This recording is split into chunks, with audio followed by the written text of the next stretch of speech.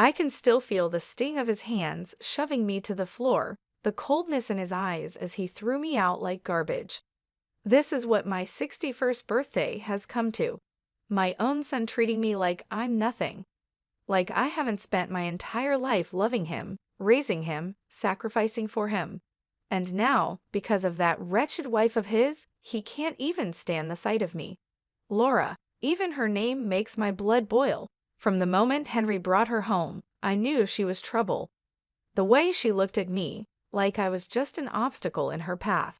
The way she whispered in Henry's ear, turning him against me little by little.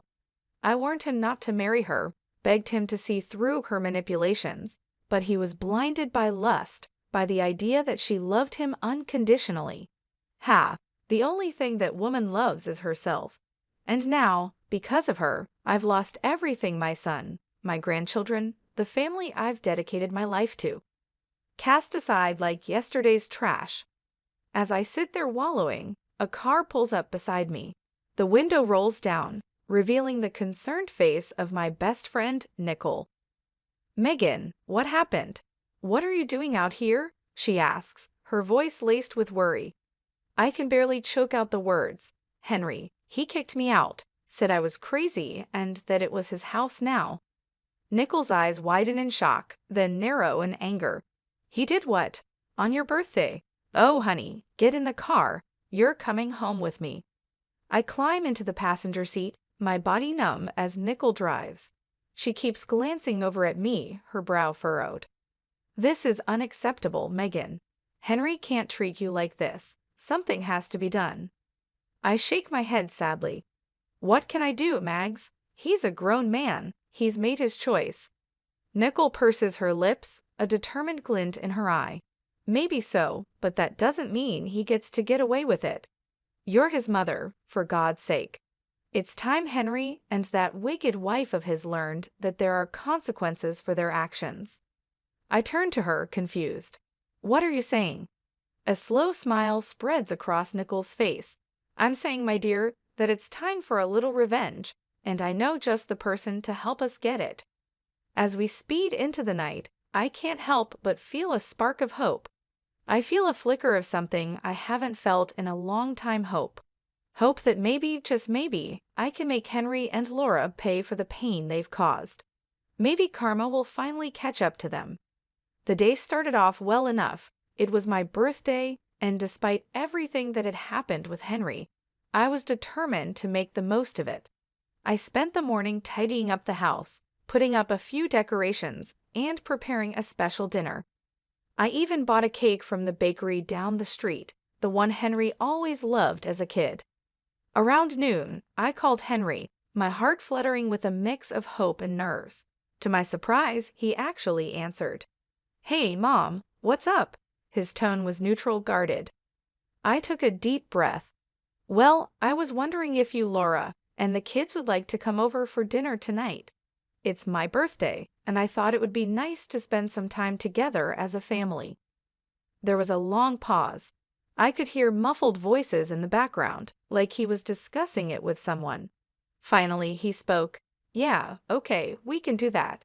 What time? Relief washed over me. How about 5 p.m.? I'm making your favorite lasagna. Sure, see you then, he said, hanging up before I could say anything else. The rest of the day passed in a blur of preparation and anticipation. By the time 5 p.m. rolled around, everything was perfect. The lasagna was bubbling in the oven, the table was set, and the cake was proudly displayed on the counter. Right on time, the doorbell rang. I practically ran to answer it, a huge smile on my face. But the moment I opened the door, my heart sank. Henry stood there with a scowl etched on his face. Beside him was Laura, her lips curled into a sneer. The kids were nowhere to be seen. Where are the children? I asked, trying to keep my voice steady. Laura let out a harsh laugh. We decided it was best they didn't come. Wouldn't want them exposed to any more of your toxic influence. I felt like I'd been slapped.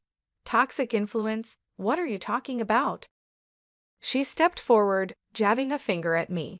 Don't play dumb, Megan. We all know what a terrible mother you were. The way you turned Henry against his own father, the constant guilt-tripping and manipulation. It's no wonder he wants nothing to do with you." Tears stung my eyes. I looked to Henry, silently pleading for him to defend me, but he just stood there, his arms crossed, saying nothing. "That's not true," I managed to choke out. "I've always loved and supported Henry.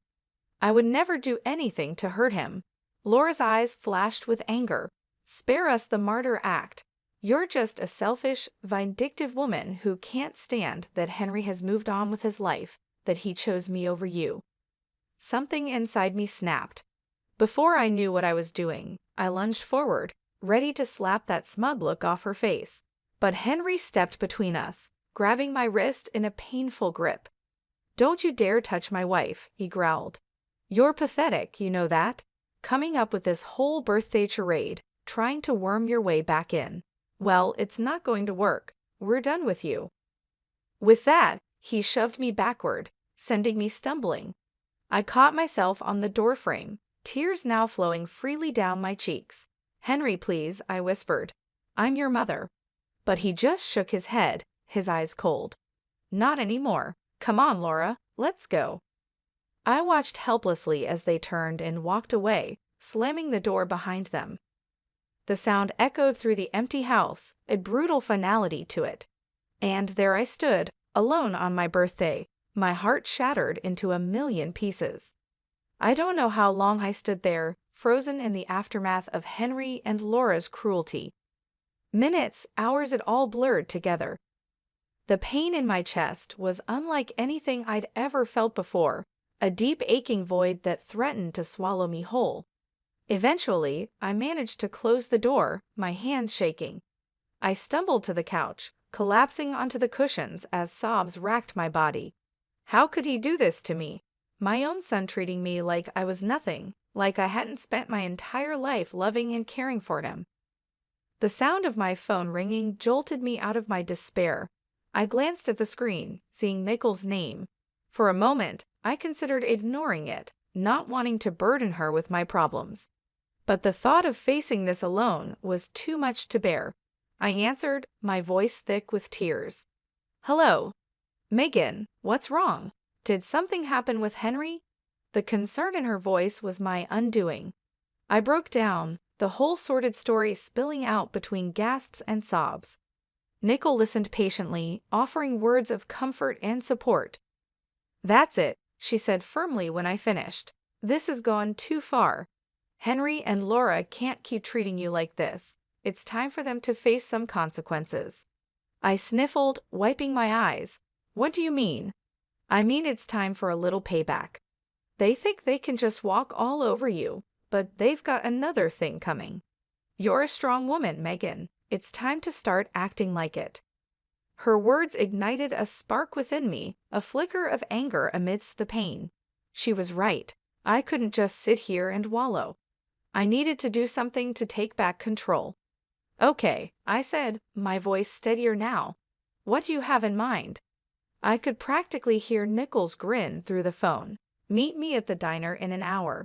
I've got someone I want you to meet. Trust me, he's going to be a big help." An hour later, I was sitting across from Nicole in a booth at the local diner.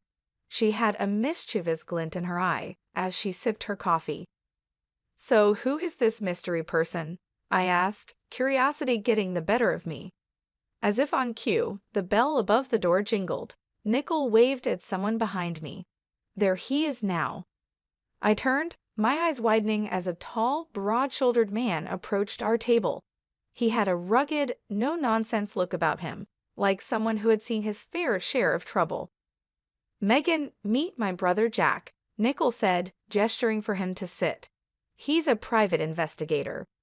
Jack nodded at me, his gaze assessing. "Nicole filled me in on your situation. I'm sorry to hear about what your son and his wife did. That's rough." I shrugged, trying to appear nonchalant even as the pain twisted in my gut. "It is what it is, but Nicole seems to think you can help." He leaned forward, his elbows on the table. "I can. In my line of work, I've learned that everyone has secrets, skeletons in their closet.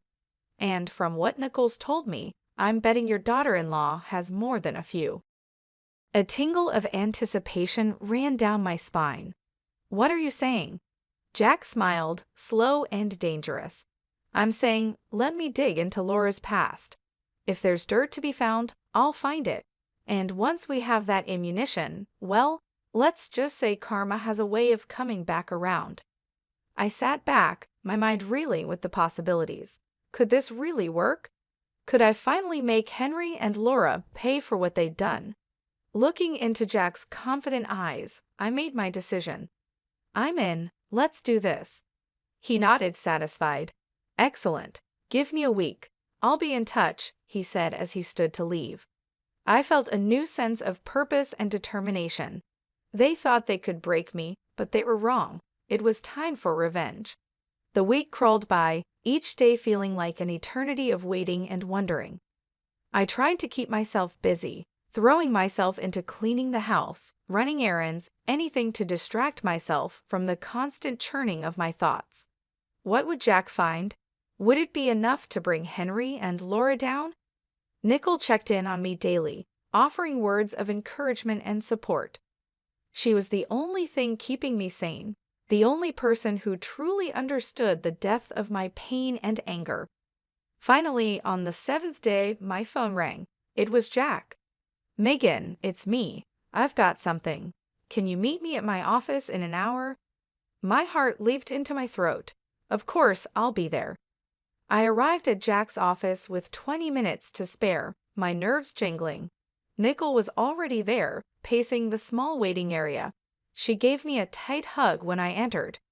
Are you ready for this? She asked, searching my face. I nodded, steeling myself, as ready as I'll ever be. Jack emerged from his office, a grim expression on his face. Come on in, ladies. We settled into the chairs opposite his desk, the air thick with tension. Jack opened a manila folder, spreading out a series of documents and photographs. So I did some digging into Laura's background, he began, tapping the papers.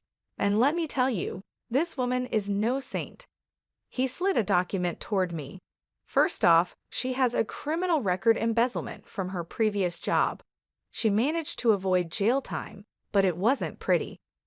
I stared at the paper, a mug shot of Laura staring back at me. She looked younger, but those cold eyes were unmistakable. But that's not all, Jack continued, his voice grave. I also found out that she's a person of interest in the death of her ex-boyfriend. Nicole gasped. I felt like I'd been punched in the gut. What do you mean? I managed to ask, my voice shaking. Jack handed me a newspaper clipping. 3 years ago, her ex was found dead under mysterious circumstances. The police suspected foul play, but they could never prove anything. Laura was the last person to see him alive. I scanned the article, my eyes catching on phrases like suspicious death and ongoing investigation. My mind reeled, trying to reconcile this information with the woman my son had married. So what does this mean? Nicole asked, voicing the question in my mind. It means, Jack said, that we have the ammunition we need. We can use this information to confront Laura and Henry. They need to know that we're not backing down. Jack leaned back in his chair, his fingers steepled. It means we have leverage. If this information comes to light, Laura's life as she knows it would be over. Her reputation, her marriage, everything. A flicker of hope ignited in my chest. So what do we do now? A slow smile spread across Jack's face. Now we use it. We let Laura know that we have this information and that if she doesn't want it to go public, she needs to convince Henry to make things right with you.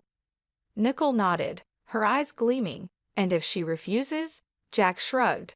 Then we go to the police. We let them reopen the investigation into her ex's death.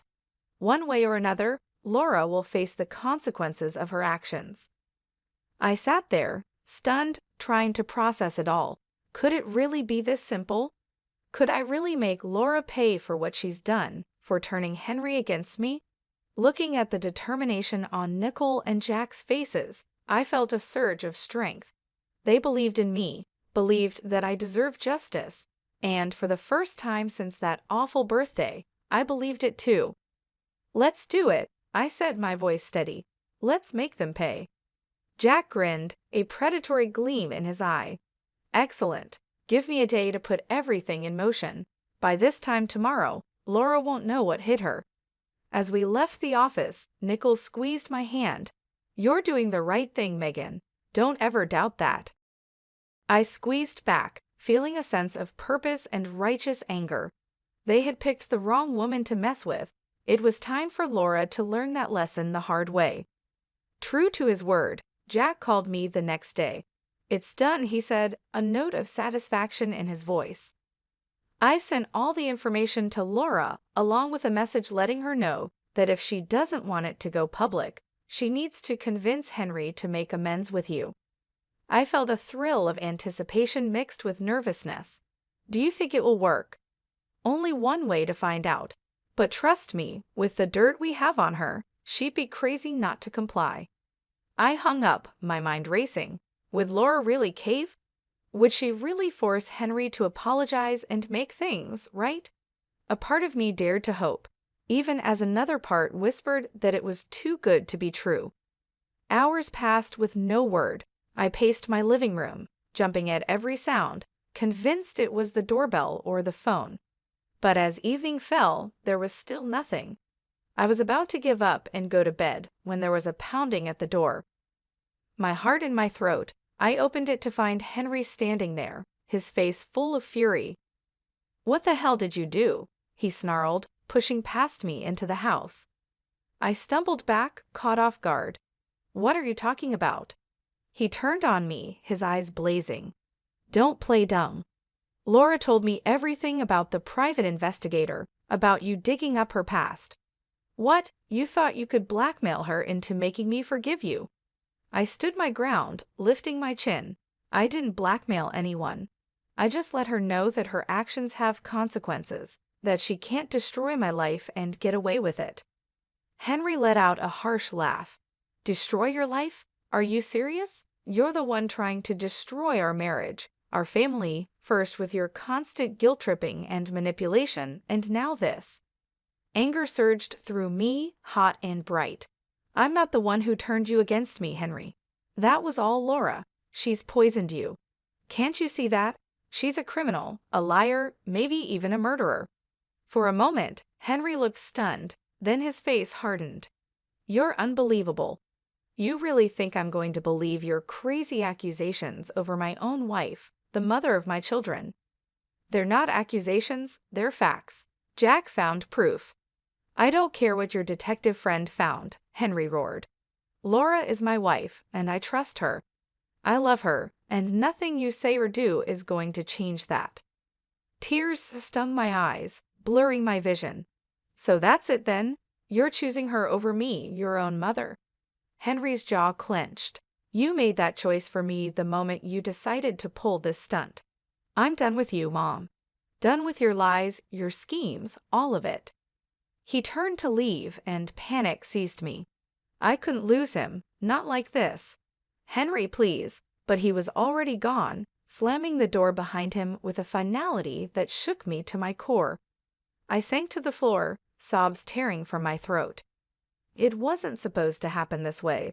The truth was supposed to set me free, to bring Henry back to me. Instead, it had only driven him further away. Through my tears, I heard my phone ringing. It was Jack. I answered, my voice thick and shaky. "Megan, what happened? Did it work?" A bitter laugh escaped me. No, it didn't work. Henry, he's gone. He chose Laura." There was a pause, then Jack spoke, his tone determined. "Then we move on to Plan B. We go to the police and get them to reopen the investigation into Laura's ex's death." I shook my head even though Jack couldn't see me. "What's the point? It won't change anything. Henry's made his choice." "This isn't about Henry anymore," Jack said firmly. "This is about justice, about making sure Laura pays for what she's done, one way or another." I closed my eyes, exhaustion and grief washing over me. Could I do it? Could I really destroy my son's wife, the mother of my grandchildren? But then I remembered the look in Henry's eyes, the venom in his voice, and the way Laura had smirked, so smug and self-satisfied. They had brought this on themselves, and now they would face the consequences. "Okay," I whispered, a new resolve hardening in my chest. "Let's do it. Let's make her pay." The next few days were a blur of activity.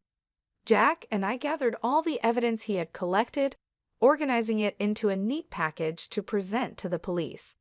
Nickel was a constant presence, offering support and encouragement when my resolve wavered. Finally, the day arrived. We walked into the police station, heads held high, ready to blow the lid off Laura's sordid past. The detective listened intently as we laid out our case, his brow furrowing as he examined the documents and photographs. When we finished, he sat back with a grim expression on his face. "This is serious stuff," he said, tapping the file. "If what you're saying is true, we have grounds to reopen the investigation into Miss Wilson's ex-boyfriend's death." I felt a surge of vindication. It is true, every word of it. The detective nodded. "All right then, leave this with me. I'll get the ball rolling." We left the station with a sense of anticipation thrumming through me. It was really happening. Laura was finally going to face the music. 3 days later, I received a call from Jack. "Turn on the news," he said, a note of triumph in his voice.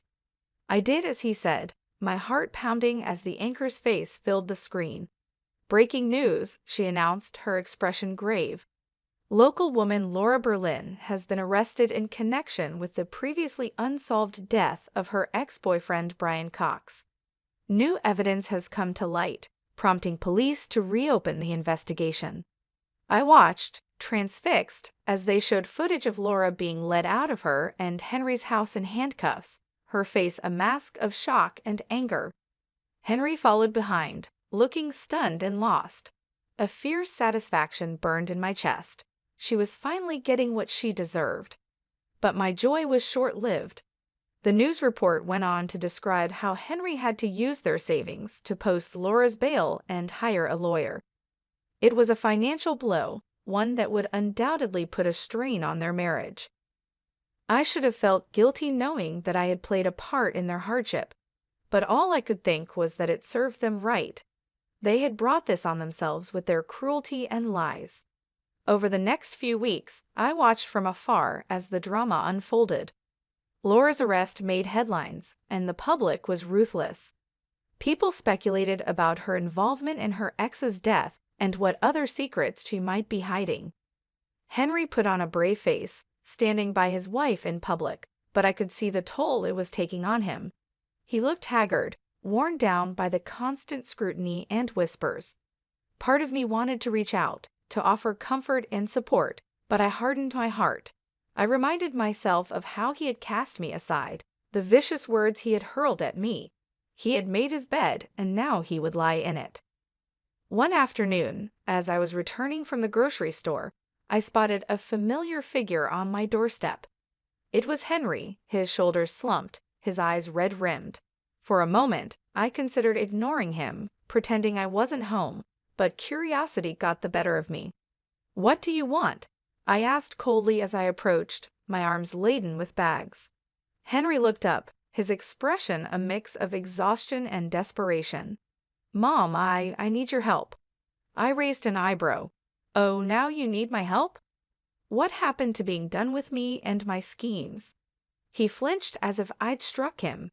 I know I said some awful things, but this is bigger than that. Laura's in real trouble, Mom. The evidence against her is bad." A flicker of unease passed through me. "What are you saying?" Henry's voice broke. "I'm saying I don't know what to do. The lawyer fees alone are bankrupting us. And if Laura goes to prison, I can't raise the kids on my own.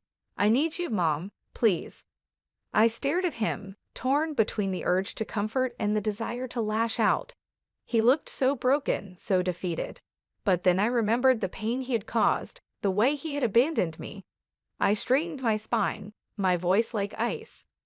"You should have thought of that before you turned your back on me. I'm sorry, Henry, but you're on your own."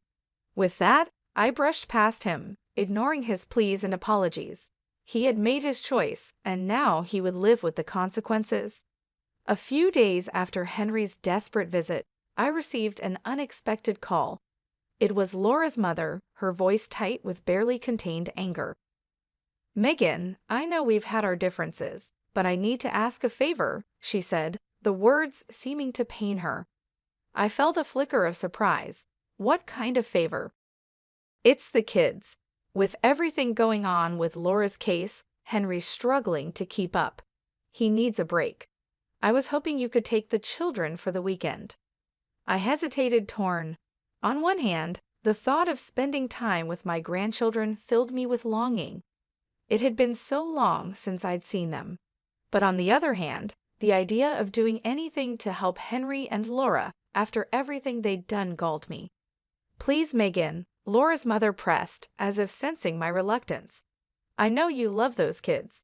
They need some stability right now, and Lord knows they won't get it from Henry or Laura." I sighed, my resolve crumbling. She was right. Whatever issues I had with their parents, my grandchildren were innocent. They deserved better than to be caught in the middle of this mess. "All right," I agreed. "I'll take them for the weekend, but I'm doing this for them, not for Henry or Laura." "Of course. Thank you, Megan. I'll let Henry know to drop them off Friday evening." True to her word, Henry arrived on my doorstep that Friday with the kids in tow. He looked even worse than the last time I'd seen him, his face gaunt and shadowed. "Mom," he greeted me, his voice hoarse. "Thank you for doing this. I really appreciate it." I nodded stiffly, my attention on the children. They looked up at me, their eyes wide and uncertain. "Grandma." My granddaughter cried, breaking into a smile. She rushed forward, wrapping her little arms around my waist. I hugged her back, blinking back sudden tears. "Hello, sweetheart. I've missed you." My grandson was more reserved, hovering by Henry's side. I knelt down, opening my arms. "Come here, buddy. It's okay." Slowly, he stepped into my embrace, his small body trembling. My heart ached for him, for both of them. Henry cleared his throat. "I'll pick them up Sunday evening. If anything comes up, just give me a call." I straightened, meeting his gaze coolly. "We'll be fine. Enjoy your weekend." With a final nod, he left, leaving me alone with the kids. I took a deep breath, forcing a smile. Who wants pizza for dinner? The weekend passed in a blur of laughter, games, and stories. For a little while, I was able to forget the drama and heartache, lost in the simple joy of being with my grandchildren. But all too soon, it was over. Henry arrived to collect the kids, his expression guarded as they gathered their things. My granddaughter tugged on my hand. "Grandma, can we come stay with you again soon? We had so much fun." I smiled, smoothing her hair. "Of course, honey, anytime you want." Henry's jaw tightened. "We should get going. Say goodbye, kids." They hugged me tightly, their little faces sad. I watched as they climbed into Henry's car, my heart heavy. As he prepared to leave, Henry paused and turned back to me. "Listen, Mom, about what they said. I don't want you getting any ideas. This was a one-time thing." I bristled, anger sparking. "Excuse me? You think I'm trying to turn them against you?" "Wouldn't be the first time," he muttered. I saw red. "How dare you? I have done nothing but love and support those children, which is more than I can say for you and Laura. You're so wrapped up in your own drama, you can't even see how much they're hurting." Henry's face flushed. "You have no idea what we're going through. No idea the stress, the pressure." "And whose fault is that?" I cut him off. "You chose this, Henry. You chose Laura and all the chaos that comes with her. Don't you dare put that on me." He stared at me, his eyes hard. "This isn't over, Mom. I won't let you poison my kids against me the way you did with Dad." With that, he got in the car and drove away, leaving me shaking with rage and hurt. I stood there, watching until the car disappeared from view, a cold determination settling over me. If Henry wanted to play hardball, then so be it. I was done playing nice. It was time to end this once and for all. The day of Laura's trial arrived, cold and gray. I dressed with care, choosing a somber black suit that radiated quiet authority. Nicole picked me up, her face set with grim determination. "Are you ready for this?" she asked as we drove to the courthouse. I nodded, my jaw tight. I've been ready for a long time. We met Jack on the steps, his expression serious. "I've got a surprise for you," he said, leading us inside. I tracked down Brian Cox's family. They're here to testify. I felt a surge of gratitude and vindication. With their testimony, Laura's fate would be sealed. The courtroom was packed, the air thick with tension. I took my seat behind the prosecutor's table, my heart pounding as Laura was led in, her wrists and ankles shackled. She looked pale and drawn, but her eyes still glittered with malice when they met mine. Henry sat stiffly beside her, his face a mask of conflicting emotions. I looked away, focusing on the judge as he called the court to order. The trial was grueling and emotional. The prosecutor laid out the evidence against Laura in detail, painting a picture of a cruel, calculating woman who would stop at nothing to get what she wanted. But it was the testimony of Brian Cox's family that truly sealed her fate. His mother, a frail silver-haired woman, spoke of her son's kind heart and bright future cut short. His sister wept as she recounted Laura's controlling and abusive behavior, how she had isolated Brian from his loved ones. Through it all, Laura sat stone-faced, her eyes cold and empty. Henry grew more and more agitated, his knee bouncing and his hands clenched into fists. Finally, it was time for the verdict. The jury filed back in, their faces somber. The foreman stood, clearing his throat. In the matter of the state versus Laura Berlin, on the charge of murder in the first degree, we find the defendant guilty. The courtroom erupted in gasps and murmurs. Laura's face drained of color, her mouth falling open in shock. Henry leaped to his feet, his chair clattering to the floor. "No," he shouted, his voice raw with anguish. "No, this is wrong. She's innocent." The judge banged his gavel, calling for order. "Mr. Wilson, control yourself, or I will have you removed from this courtroom." Henry subsided, collapsing back into his seat, his head in his hands. Laura turned to him, her expression desperate. "Henry, do something. You can't let them do this to me."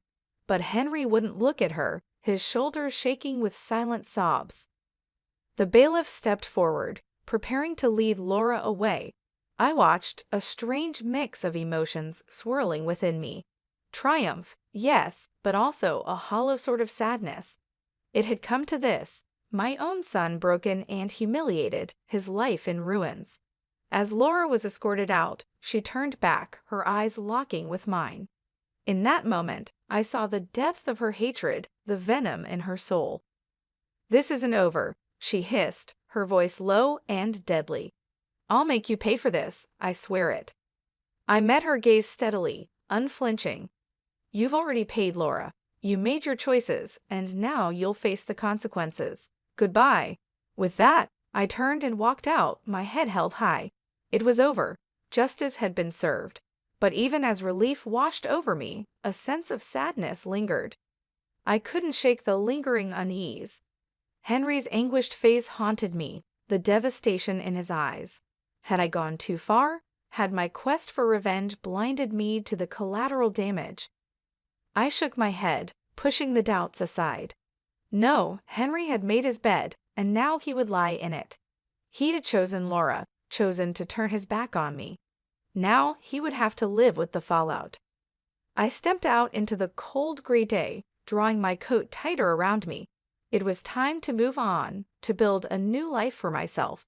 A life without Henry, without Laura's toxic influence. A life of my own making.